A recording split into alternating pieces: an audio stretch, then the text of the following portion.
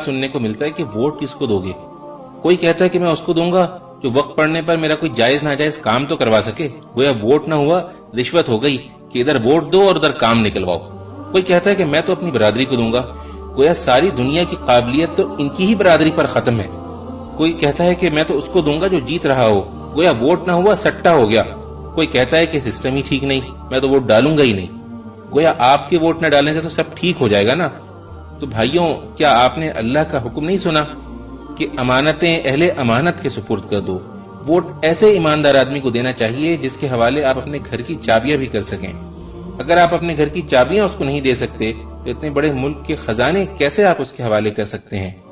Vote ایک گواہی بھی ہے.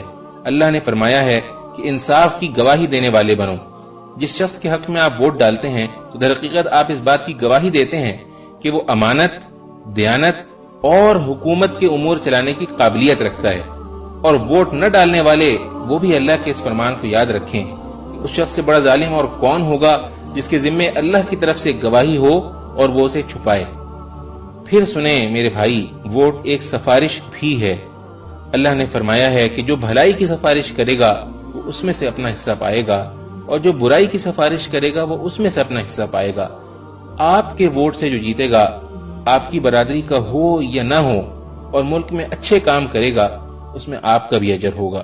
اور اگر وہ برے کام کرے گا تو اس کے گناہ میں آپ بھی برابر کے شریک ہوں گے. اس لیے ووٹ صحیح آدمی کو دینا, غلط آدمی کو ووٹ دے کر اپنی آخرت برباد نہ کر لینا. کیونکہ رسول اللہ صلی اللہ علیہ وسلم نے فرمایا, روز قیامت وہ شخص سب سے زیادہ خسارے میں ہوگا جو دوسرے کی دنیا کے لیے اپنی آخرت کھو بیٹھے.